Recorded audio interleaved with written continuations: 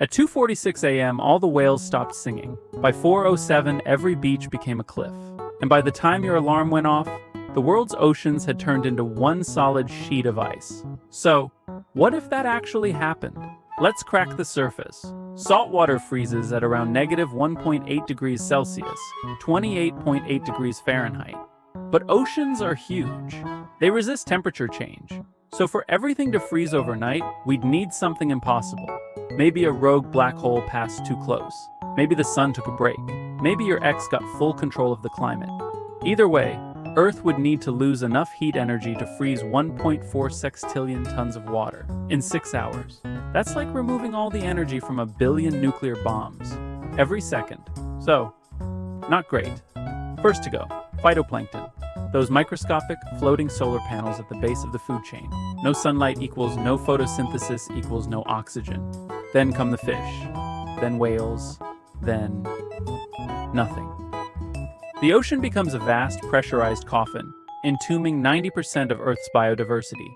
Even the weird deep-sea creatures with glow-in-the-dark faces and names like fang-tooth eel would get the frozen boot.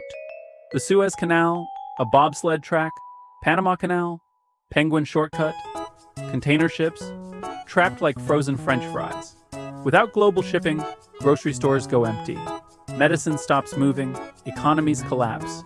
And yes, Amazon Prime is delayed. Forever.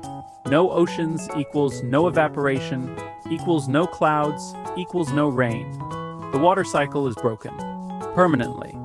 Expect mega droughts inland. Coastal regions will actually become colder because they've lost their thermal blanket. And the jet stream?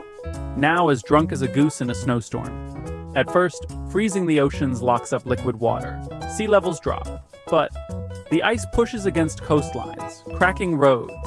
Glaciers expand inland, crushing cities. Eventually, tectonic pressure builds, triggering earthquakes. Volcanic activity increases. Some say even Yellowstone might blow.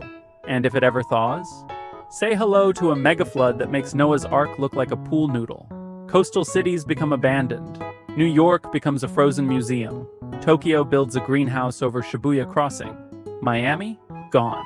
Replaced by something called Isiyami. Humanity might cluster near geothermal hotspots. Iceland, New Zealand, Yellowstone, anywhere warmish.